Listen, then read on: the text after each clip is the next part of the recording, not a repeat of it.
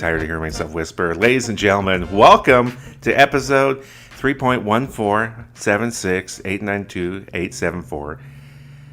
Guys, I'm just hungry for pie. Here's the point. You've tuned in. You're listening to Chatting Practice. It's me, your host, Brian Hatt.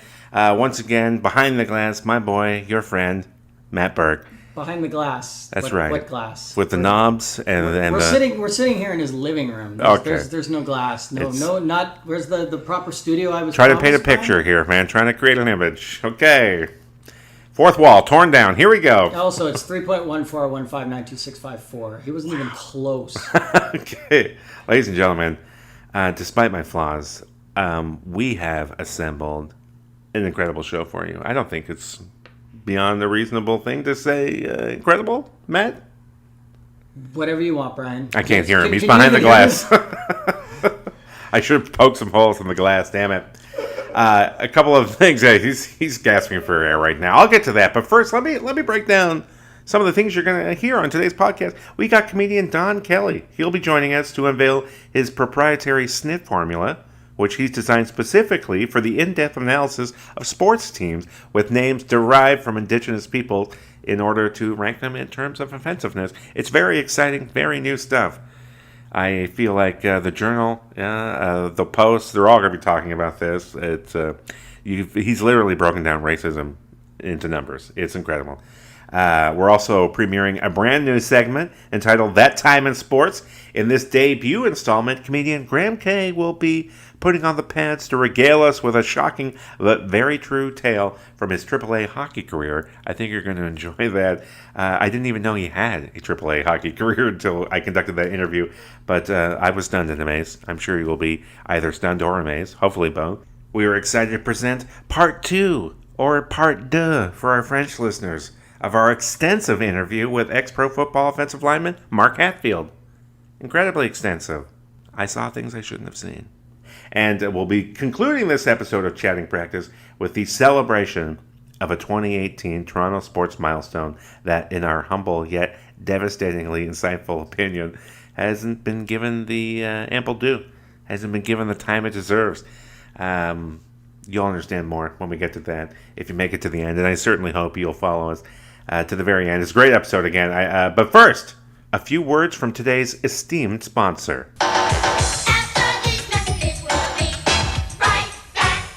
Do you have trouble sleeping at night? Then I want to tell you about my favorite mattress company, Coma Mattresses, for those who have trouble sleeping. Like when you've got an important meeting in the morning, or you're excited about a big trip, or you can't stop thinking about the body laying lifeless in front of you. These mattresses help you forget all that, giving you the best sleep of your life, even if you haven't slept since that fateful night. That one terrible mistake you can never take back. But when you're in a Coma mattress, all that goes away. You'll get a nice, sound sleep, instead of lying awake, wondering where the rage came from, how your hands ended up around his neck, why it felt so good. Yes, no matter what's keeping you awake, Coma mattresses are for you. They don't care what you've done or where you dumped the weapon. All they care about is a good night's sleep. And every Coma mattress uses memory foam that remembers your specific body. Like you remember the last moments of his life, as his breath finally stopped. Never again will you underestimate me, Father. Yes, our patented Coma technology ensures that you'll be dead to the world the moment your head hits the pillow. You'll sleep so well, it'll take a SWAT team surrounding your house and beating down your door to wake you up. So no matter what demons you're running from, and you can never stop running, Coma mattresses are here for you. Coma mattresses. Put yourself in a coma.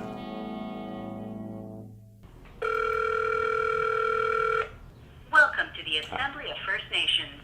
Bienvenue à l'Assemblée des Premières Nations. Our office hours are from 8:30 to 5, Monday to Friday. If you know the extension of the person you wish to speak with, enter it now.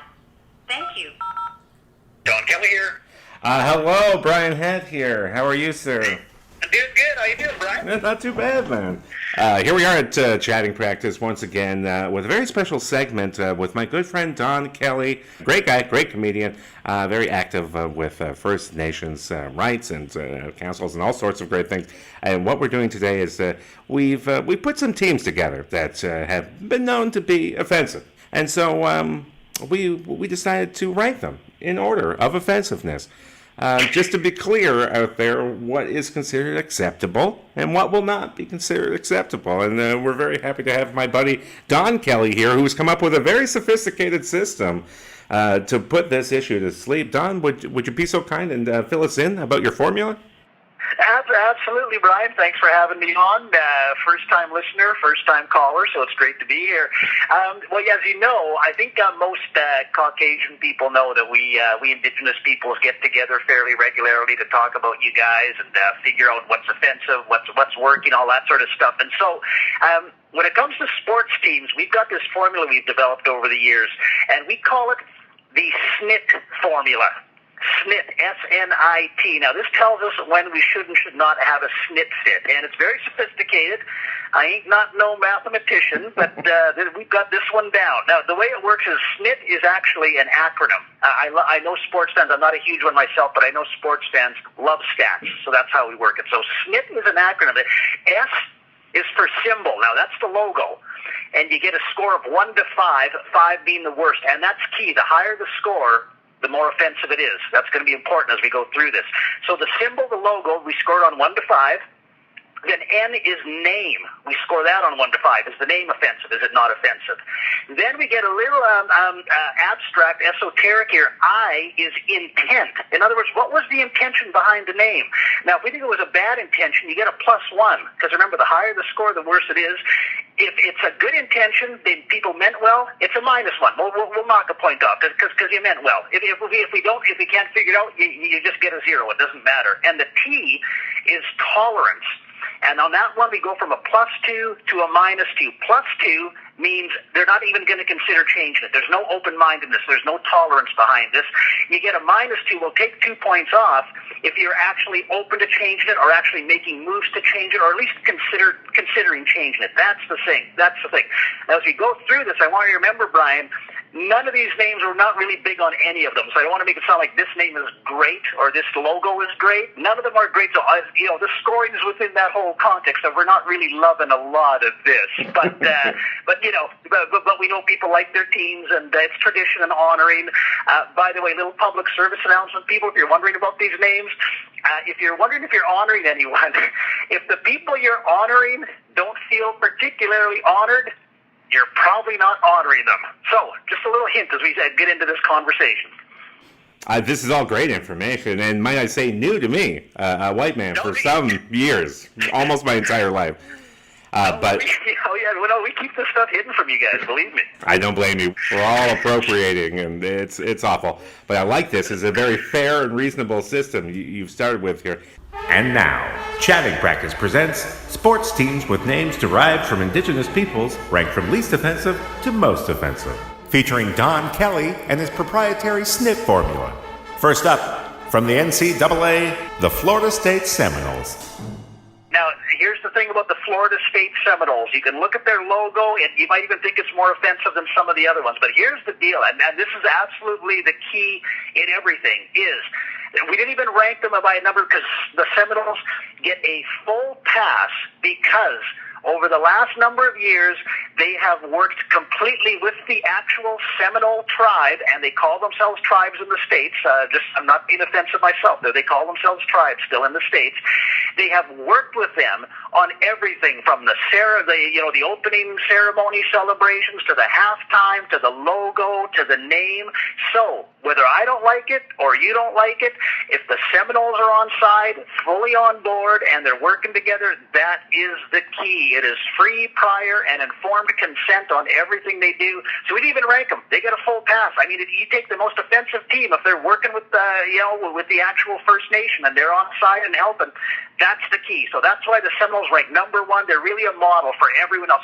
Just work with the people, right? Find out and not just tell them. If they don't like it, then adjust it. Find out what they do like. That's the key. So that's why the Seminoles come out. They're like I say, they're the way to go in all this kind of stuff. That's incredible that Florida got this right and so much else wrong. So much else. All these other teams, Kansas, Chicago, Cleveland, they don't have much of an excuse, No, like you say, Florida generally has got a lot of things wrong over the years, but the key was this wasn't a vote. This is consensus. And our people, traditionally, it was consensus. You didn't just do a show of hands at the end of the day. You worked until everyone came to agreement. Not always the easiest way, but hey, the best way to go. Well, bravo to the Florida State Seminoles. I've never been prouder of you, Florida. You are still America's Wang, but you know what? You're cleaning up down there, and I like it.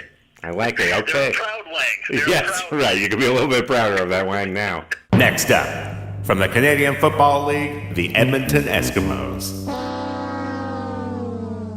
Edmonton Eskimos, absolutely. Now, you think they might score worse, but I'll tell you why they're number 2. First of all, like I said, the S is for symbol, the logo.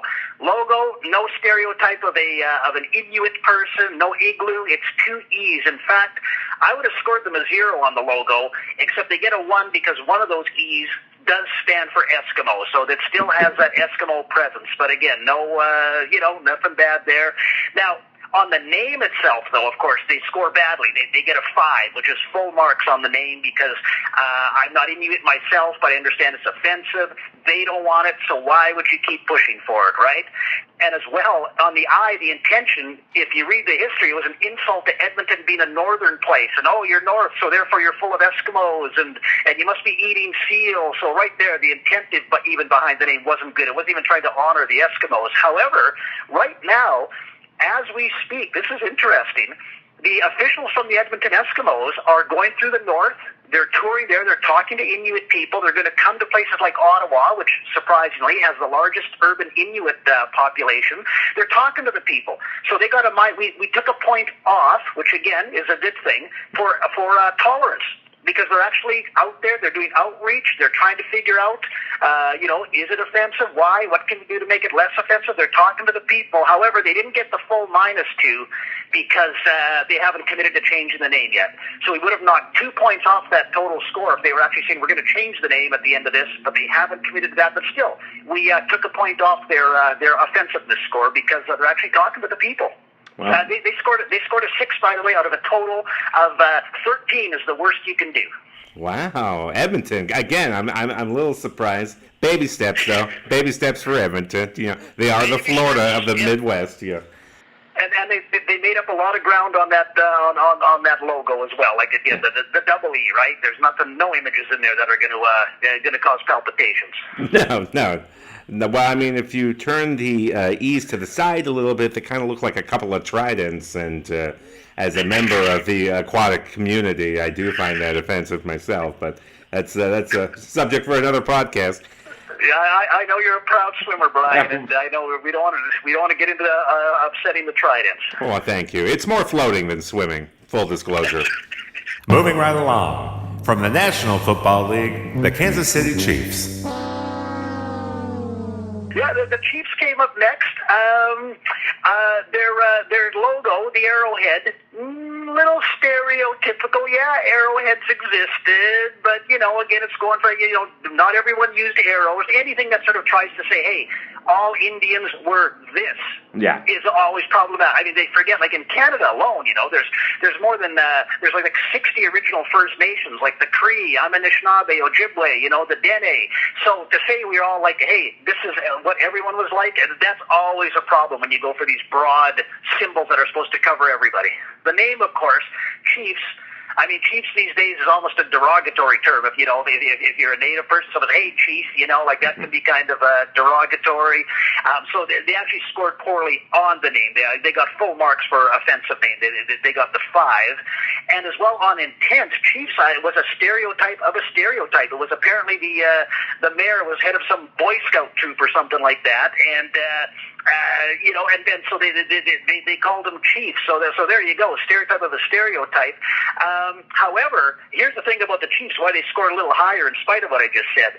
They have done a lot of work as well with Native Americans and the American Indian Center, and they actually have invited Native American tribes to do things like help with the national anthem, to actually play traditional songs before their games. They were aware of the the problems with the name. They haven't changed it yet, but they get a -2 for that tolerance, for the open-mindedness, for bringing the Native Americans in and helping to work with the change. So that's why they actually scored. They scored a 7. The Eskimos were a 6, as you recall. The Chiefs scored a 7. So just very close there, very close. At the median of offensiveness from Major League Baseball, that team from Cleveland, Ohio. We never like to say its name here in Toronto. Yeah, you can say it. I'll give you a pass on that one. The Cleveland Indians. Oh, God, that felt wrong. That just felt dirty. I'm hanging up right now, Hat. That is outrageous. No, hey, look, here. You'd think probably the Indians should be way up there higher, but here's the thing. They're going to the capital C now, right? That is their logo. They're phasing out Chief Wahoo, which, mind you, would have rated a 10 out of 5 if they still had the Chief Wahoo. The only catch is I can't give them a 0 for just having the capital C because they're not phasing it out till next year. So Cleveland Indians, for symbol, for the logo, they get a 3. Chief Wahoo is still there, still lingering, so I got to give them a 3 for the logo. The name, got to give it a 4. Now, why not a 5? You're probably thinking, Indians, isn't that offensive? Here's the weird thing. In Canada, people will say, oh, I know First Nations is the right term, or better yet, call us by what we are. I'm Ojibwe, call me Ojibwe, don't call me an Indian. But here's the thing, we have organizations in Canada that still have Indians in the title. In Ontario, there's a group, the Association of Iroquois and Allied Indians. In British Columbia, you got the Union of British Columbia Indian Chiefs. So some of our folks are still using it too, so I can't give them a full 5, right? I got to give them at least 1 down, so they got a 4. The intent, we don't really know if it was racist. We have heard that originally it was supposed to honor Louis Sauk Alexis, but now we're hearing in the last few years it's come to light, maybe it wasn't an honor to him. In fact, apparently he was treated poorly by the fans and by his own team, so I don't know if that was honoring. So we had to add a +1 for that. We're still not sure. However, -1 on the tolerance, the open-mindedness to change, because they have agreed to phase out the Chief Wahoo logo. They're showing some openness now. They got pressured into it by the baseball commissioner, Rob Manfred, but they have agreed to do it. Next year they would get a full -2 for getting out of there, but they're willing to do it. So they actually scored a 7. Now, that's the same as the Chiefs, but the Chiefs got full points in the tolerance, so I got to give the Chiefs the edge in that match because they got full points for the tolerance, and that's the key, the openness to change. Yes, yeah, I mean, I am, pleased that Cleveland had decided to remove Chief Wahoo. I'm not as excited about the victory lap, the year-long victory lap that it gets. That's how could you have one thing and the other at the same time? I don't understand. Well, I don't know. It's kind of like, remember back in the day when TV used to end at the end of the night, Brian, and they showed that Indian head there, just to carry you through. Maybe it's like that. Maybe this is the Indian head logo one last time before the big fade out. Who knows? Why does it take white people so long to catch up? Just sidebar. You know why? It's just simply listening, and it's marginalized voices. Just hey, listen to us, come visit us. Learn about us. We're fun people. We love white people. We love your earthy sense of humor and natural curiosity. We love that. I am earthy, if nothing else. And now to the National Hockey League. The bronze medal of ignominy goes to the Chicago Blackhawks. Well, the Blackhawks, they get full bad points, a full 5 for the Indian head. It's a total stereotype. There's no sense to how they got that war paint going. The feathers, who knows what's that supposed to be? This is basically Johnny Depp in the Lone Ranger, right? This is just some sort of made up looking Indian. So I got to dock them for they get a full 5 for the logo. On the name, this one gets a little confusing, right? Because there was actually a Chief Blackhawk, and a military division in the States took that name Blackhawk as a fierce warrior. So in some ways, I guess it is a tribute, but it gets back to this whole thing, we're all fierce. Every Indian, every First Nations person is a fierce warrior. Not true, and I'm a good example. I'm a huge coward. But again, I didn't give them full bad marks, they get 2 points for the name because it was intended somewhat as a tribute. So I'll give them all. I'll only give them 2 bad marks for the name. Give them a +1 for intent, which is not a good thing. Higher the score, the worse. It was an honor. They thought they were honoring, but the origin of the name still points to First Nations as being fierce. It's a stereotype. It's we're not all out there fighting and scrapping. On the tolerance, the open-mindedness, they did well. We took a point off their bad score because they're doing a lot of public education work as well with the public as well as with their fans, and they're showing an ongoing openness to work with Native American groups. So they actually did well on the tolerance. So they also get a 7 as well. But because they didn't do as well as good across the board in the key categories, they're still ranked. They're still ranked lower because of that. Yeah, that 5 in symbolism really hurts. That hurt them right there, as well as the whole intent behind the name, which again was, we're all going to go beat people up because we're First Nations. As I understand it, the eye makeup on the logo is actually hemorrhoid cream to remove bags. Apparently a lot of the hockey players do that, and it's important to them, and they want to look good for the puck bunnies, you know what I mean? Yeah, it's an honor. It's yeah. An honor. So I don't think that's a native thing. I think that's a fashion thing. Oh, Brian, I'll take that back to the group at the next meeting. We'll discuss the score. It could change. It could change. Yeah. As long as you approve, that's all I care about. There you go. Now you're getting it. You're getting it. Next up, the penultimate team on the Dishonour roll, heading back to Major League Baseball. It's the Atlanta Braves. Atlanta Braves. Well, the logo. Right, we know what it's the tomahawk. Not exactly a sacred symbol like a feather, but at the same time goes to what we were talking about earlier. Stereotype. Not everyone used the tomahawk, so it's First Nation, so throw a tomahawk in there. Well, and right below the name Braves for the whole logo, I got to give them a 3. Maybe it's not the worst, but it's not that good. It's not helping. It's not helping people understand that we're diverse people with who have many different cultures.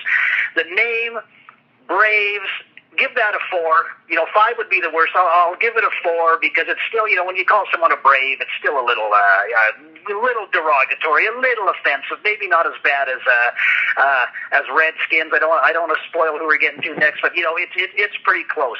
On the intent, I'm not really sure where the Braves came out. I understand it was actually more because some political party used a headdress as their symbol. They thought it would be funny to call themselves the Braves to kind of throw it in their face because they were. Anyways, man, I cannot explain this. I gave them a 0. I didn't give it that it was good or bad because I could not really figure out, as much as I tried to figure out where that name came from. So the intent behind it, hard to tell. I didn't want to prejudge, which is kind of the theme of what we're talking about, so I gave it a 0. On the tolerance, the open-mindedness, +1, which is not good. I had to add a point to the offensiveness because, there were rumors, I think it was 2013, they were talking about the Braves might move, and people thought, hey, this is a chance to rebrand if you move to another city or another stadium, and they wouldn't consider it. They thought, no, we're going to stick with Braves, so I got to give them a +1 for not being open-minded. So they scored an 8. They're below the Chiefs, the Indians, and the Blackhawks. So the Braves, the Braves get an 8. The irony of the whole situation is they sound quite cowardly. Do you know? Well, there you go. We didn't grade on irony, but yeah, there you go. Your fans do that tomahawk chop. That's everything, right? Sometimes these names encourage bad fan behavior just by the name or the symbol. So that's, again, you got to factor that in when you're assigning these points. Yeah, you really have to peel back the layers of racism there, like an onion. You know what I mean? There's many layers of racism, exactly. And it just starts with we're honoring you right down to we hate your guts. So yeah, it really can run the whole gamut. And that's a perfect segue, hating someone's guts. And finally, as according to the SNP formula, patent pending, the team in worst place from the NFL, the Washington Redskins. No surprise here. They scored on the logo 100, on the name 1,000, on the intent 10,000, and on the open-mindedness, Snyder gets 1 million. I don't know what that adds up to, but it's bad. If you want to stick with the scale, they get full marks. 13 out of 13 on the offensive scale. Snyder, right? He says capital letters, not changing the name. And and he even used that whole, it's an honor. We're honoring people by calling them Redskins. Like, really? You're honoring people? And you talk about wrong side of history. This is where it's going to go. And it's really important to say here. We had a team here where I live in Ottawa that was called the Nepean Redskins, and they eventually changed their name. And and that was the problem. Was it's not that everyone who cheered for the team or played for them was racist. No one's saying that. Of course they're not racist. But come on. Let's change the name. I don't want like some little First Nations kid on the playground having all his friends calling him a redskin, and when he gets upset, they tell him that they're honoring him. So it's really time to really rethink this. Tons of pressure. I think it's just making Snyder dig in more. Like he is really he is Trump before Trump right now. He's just digging in on everything and say it's not a problem. Like in the face of a massive problem, he's saying not a problem. So absolute worst of all of them in every category across the board. Well, I think that score of 1,011,100 will certainly drive a message home to Mr. Snyder. I'll personally make sure he gets a copy of this. Maybe that'll convince him to rethink it. Quickly, Don, any suggestions if you were to change the name? Anything about Washington that resonates with you? How about the Washington Stupid Snyders?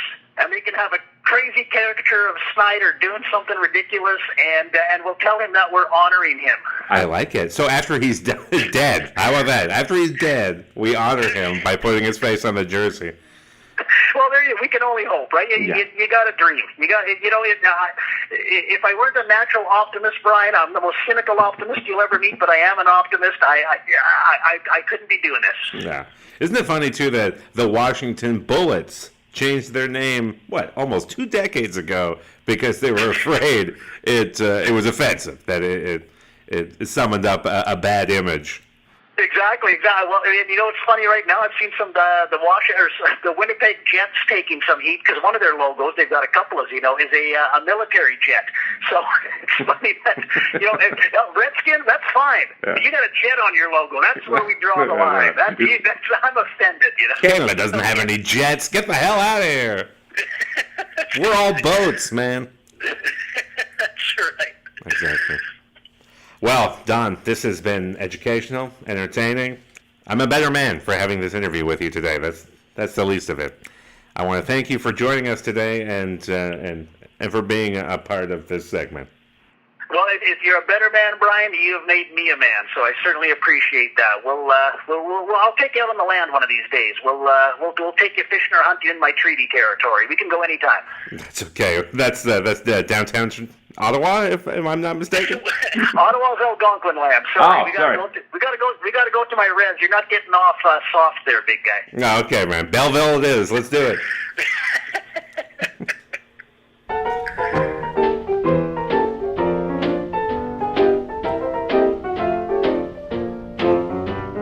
All right, gentlemen and ladies, that's some serious basketball. You just keep scoring and the game's in the bag. All right, Jordan's killing us. We've got to take him out or the game's over. But how do we stop him? Just leave it to me.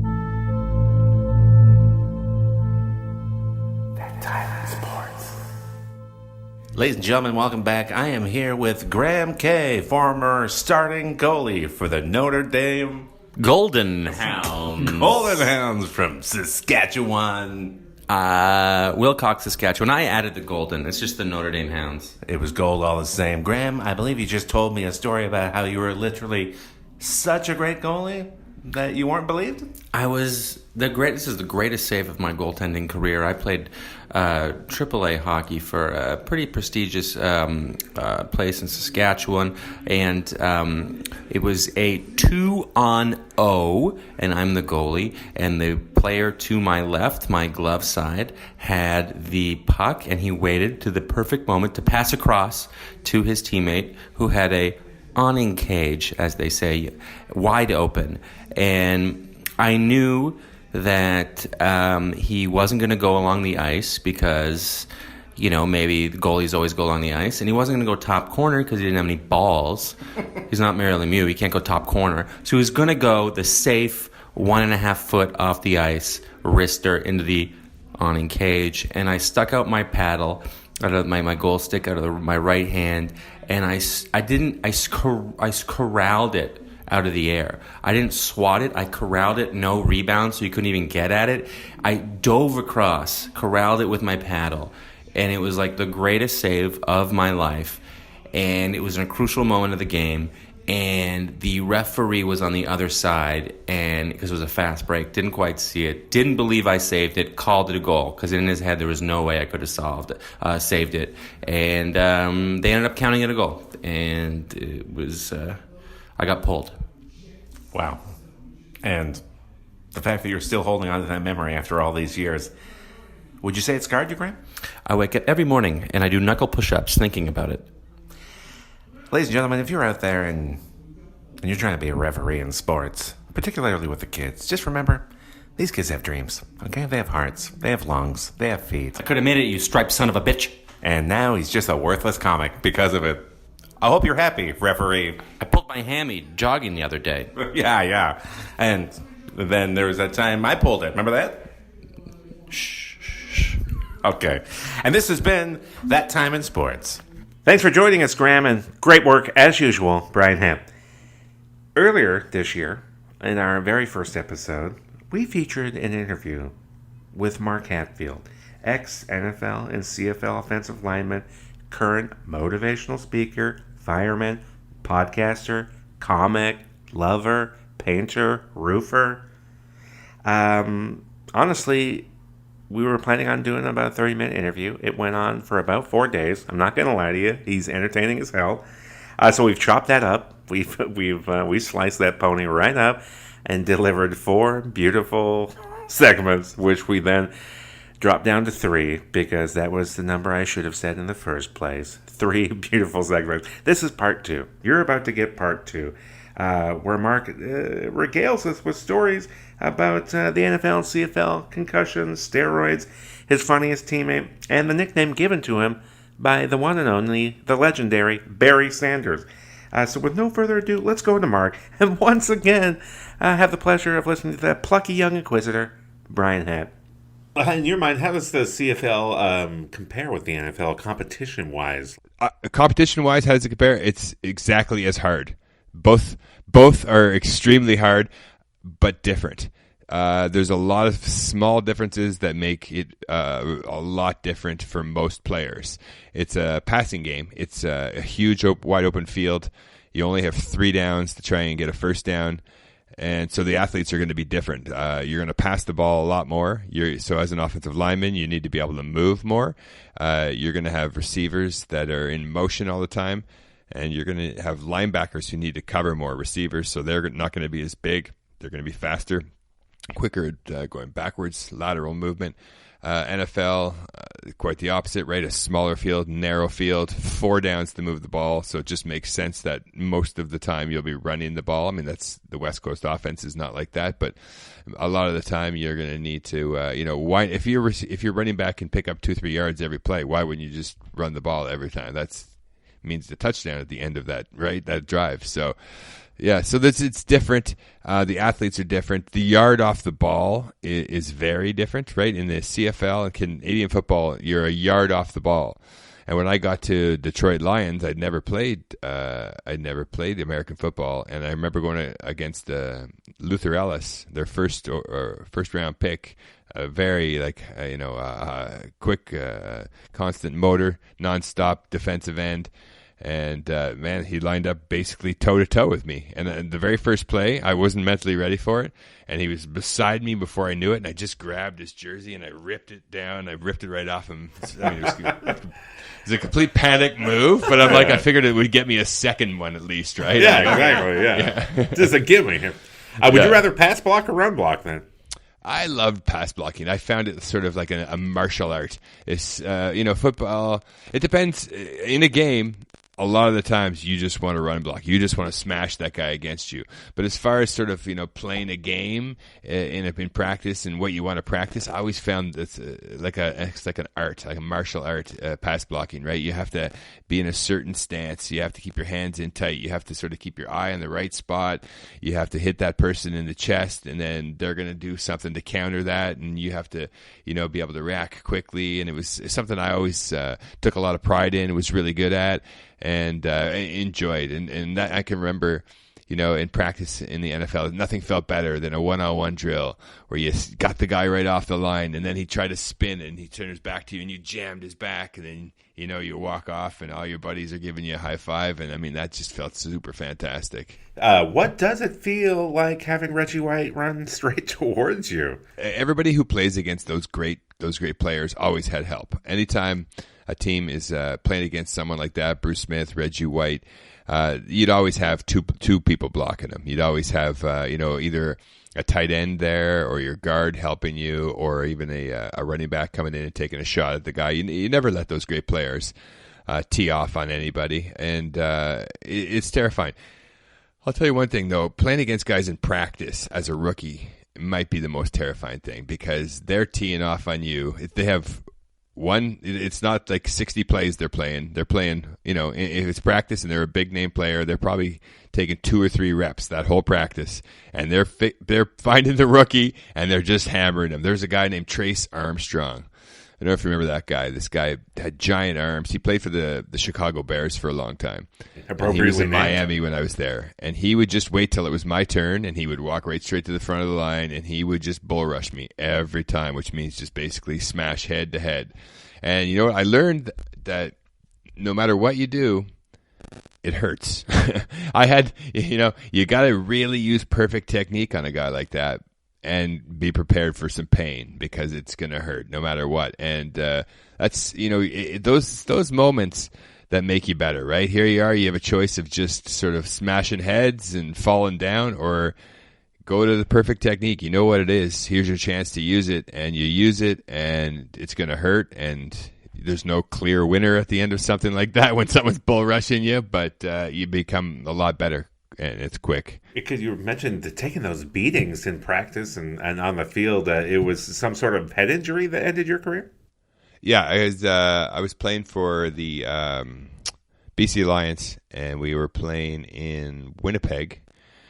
And I didn't like the players on the other team very much, because in training camp, I was traded for a week to the Winnipeg Blue Bombers. It's a long insider trading of the CFL, a quirky thing that happened in the CFL one year, and they sent me there for a week. And obviously, when you're a new guy and you come into training camp and you're only there for a week, then everybody just wants to take a piece out of you. And so I couldn't let that happen. So I basically went to war with every single person on the defense for the Winnipeg Blue Bombers. And one time there's a guy named Benny Goods, and we were doing a one-on-one drill, and we were just going at it, and we started ripping shirts off of each other, and it started to rain. And everybody, it was in the middle of the stadium, we're practicing. Everybody runs into the change room, and Benny Goods and I are standing in the middle of this field, just swinging at each other, ripping each other's shirts off, to the point where we're like, this is ridiculous. We're like, yep. And we both walk in.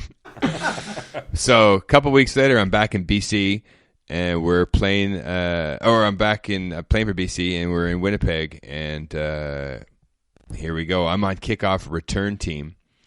And I've been smoking guys. I've been doing that little drill where you look away.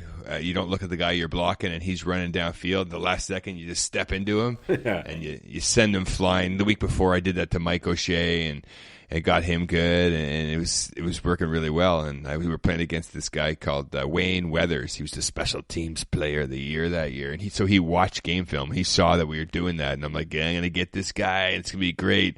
And I looked at the film later, and he didn't even try to get the ball carrier. He ran right straight for me, dropped his head. As I turned to step into him, he was already, down at my waist level. We smashed heads. I hit the ground. I only found out later I blacked out, because no one's watching me. They're all watching the ball, which is going the other way. and nobody in the sidelines saw me black out. But I got up, I ran off the field, and I played the whole rest of the game in and out of consciousness. I remember, I can remember blocking someone, and then just like, what happened to that play? And that happened all game long. And after the end of the game, I just sat there, couldn't even, think straight. Everyone's like telling me what to do, and I had this loud sound in my head, and I never played football again. That's I actually crazy. did. I played one more game. I played the Western final that year, but I didn't really play. I just sort of stood in the sidelines. Wow. What, if anything, can you do then, do you think, for football to make it safer and take away, the CTE that we keep hearing about? Take the helmets off.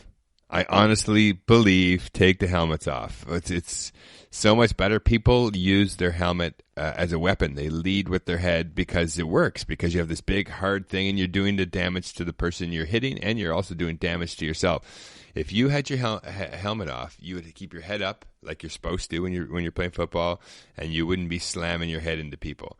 You'd be tackling with your shoulder like in rugby. You'd be blocking with your hands like you're supposed to, and also the people would recognize you. The faces become way more recognizable, right? Like, how many football players do you know what they look like? You know Tom Brady, and that's it.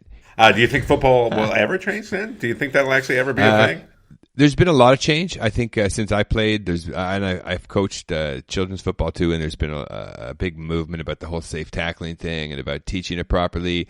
And it used to be, when I was in high school, bull in the ring, slam heads. You'd slam heads, and you go out there, and every practice you'd be slamming heads, and then games you'd be looking to just take people on or run around head hunting, and it was a crazy, crazy environment. And now I don't think it's like that at all. Sure, there's lots of headshots, and it just happens because that's the nature of the game, and that's the way the game is played, full speed and violently, and there's still terrible things that happen, but I think there's way less that happen. And I think probably part of the problem before was the repetitive head injuries over and over and over for years, and I think now people are way more conscious of it, and that doesn't happen to the same extent that it used to.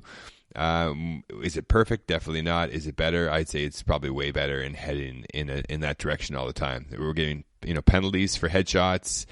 People are aware of it. People are not encouraged to do it anymore or rewarded for it. So it's definitely headed in that direction. I think football is definitely worth the effort, and definitely there's a position for every type of athlete out there, and it's great for all sorts of demographics of people. People come from all walks of life to play football, and I think a lot of people need that leadership and that structure. Football is a great metaphor for life, right? We know on a weekly basis we have a new opponent that we have to try to overcome and break down how to beat them, and we either successful and we learn from that, or we fail and we learn even more, and we keep moving in that direction. And every season has one winner where everybody else is a loser, and then we all learn from all our mistakes and we try and do it again the next year. And it's just a great place for young people to sort of learn to be successful, to set goals, and to learn from their mistakes.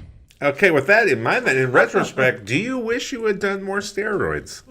Yeah, always. Take as many as you can. In fact, I played in sort of the post-Dublin Inquiry era, so I was very naive about that. Although when I got to Miami, there were some players there who were at the end of their career, and they were around during the big steroid era, and they would say, like, every change room is full of bodybuilders, and there'd be guys who are at the end of their careers and they're taking like every legal supplement they can.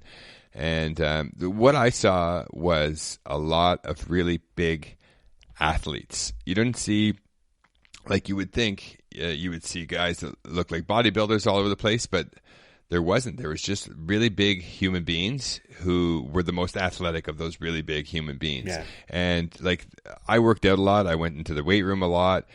And often I'd be the only one in there, or with one or two other guys on a team of 65 people. Like, a lot of people did not strength train. Incredible. They were just big people. And so was it different in the CFL? I think so. They didn't drug test.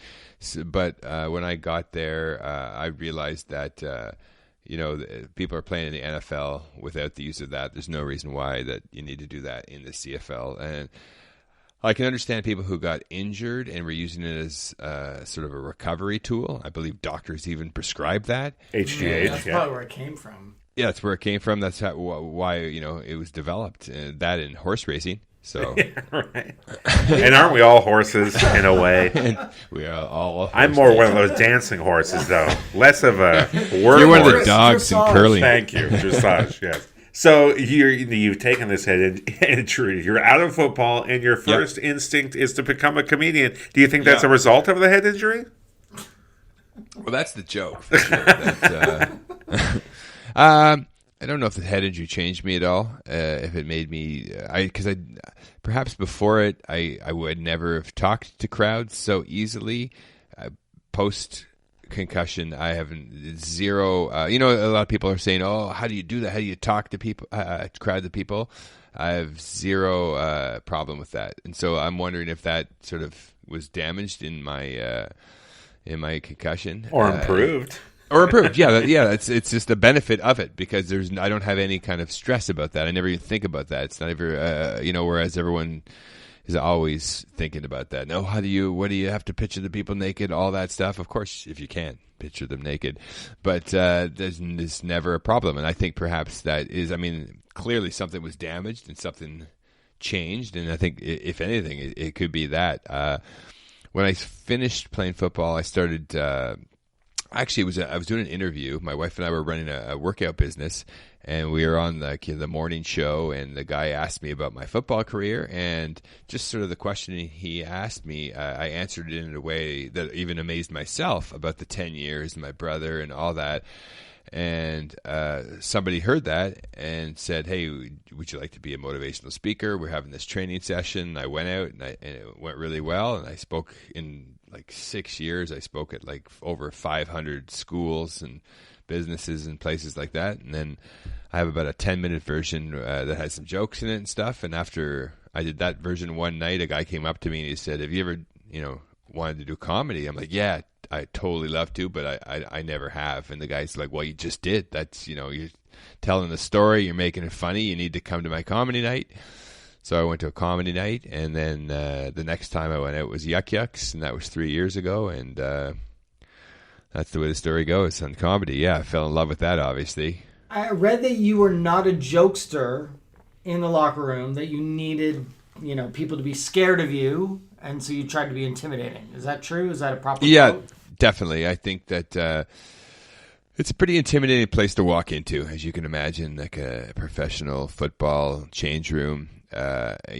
Full of alpha males, giant human beings, and everybody sort of living in the same way that they don't know if they're going to be around the next day. They don't know if their buddy's going to be around the next day. So everyone's sizing you up, seeing how you fit in their world, and if you need to be removed from their world. So it's a really sort of a quiet violence to an NFL change room. Everyone's sort of planning how to kill everyone else, So I thought if I walked in there and it was just, friendly and everything, then maybe this is just ignorance of youth. Maybe I was wrong.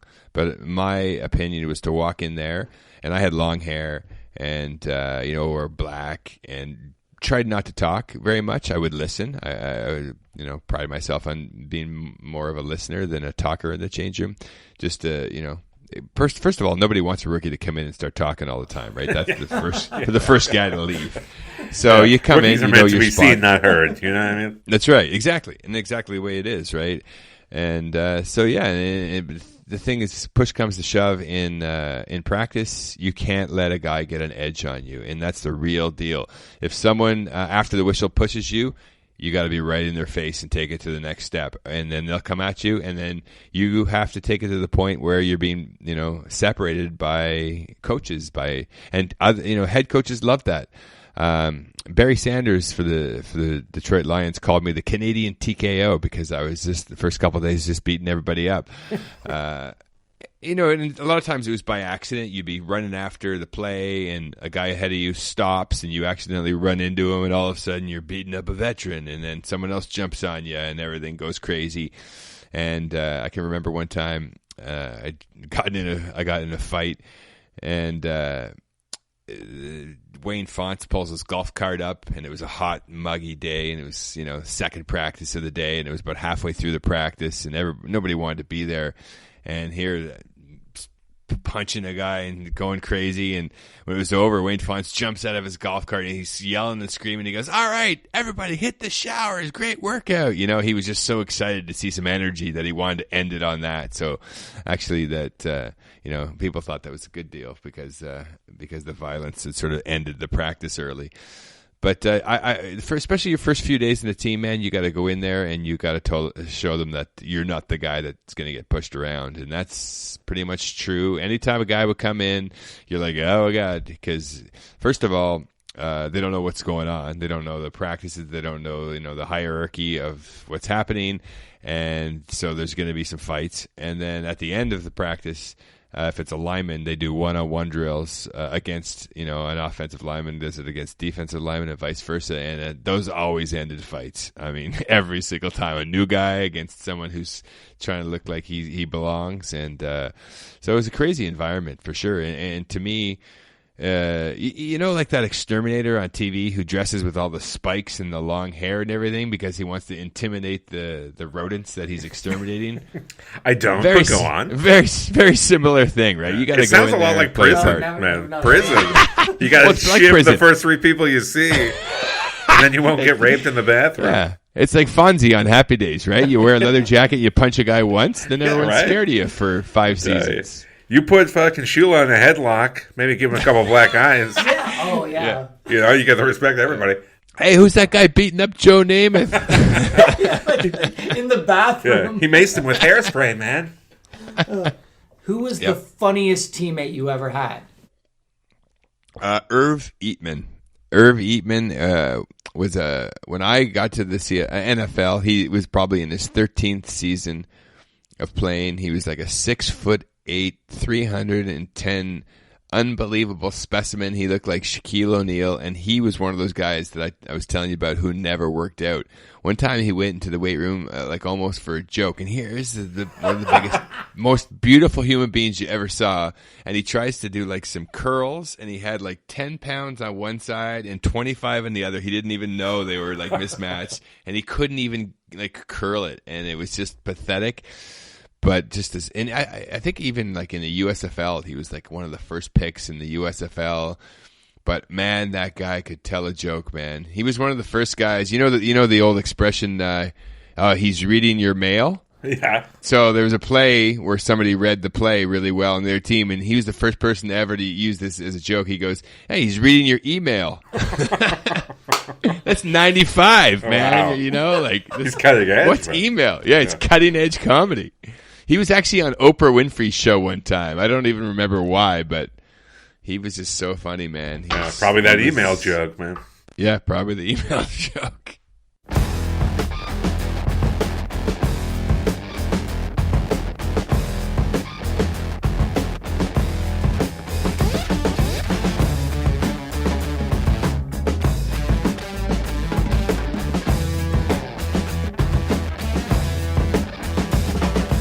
To conclude this episode, we'd like to challenge a tweet made by a very close friend of the podcast, Mr. Ari Shapiro. Ari is the maestro of innumerable podcasts, including Jay's Journal and Habs Fan vs. Leafs Fan. He's a technology guru, and the man also finds time to hold office as the unofficial mayor of Woodbridge. But on July 21st, Mr. Shapiro unfortunately tweeted the following. Matt, do you think we can get an audio recording of Ari reading his tweet? Acquiring superstars like Kawhi Leonard and John Tavares is quite the summer for a city that's gone a combined 100 years between hockey, baseball, and basketball championships. That's an interesting evocative tweet, Ari, but patently false. A Toronto hockey team did in fact break that streak just a little over 2 months ago, on June 14th, 2018. And our producer was there, trusty audio recorder in hand. So let's end this episode with the sounds of victory as the Toronto Marlies prevail in Game 7 of the Calder Cup Finals.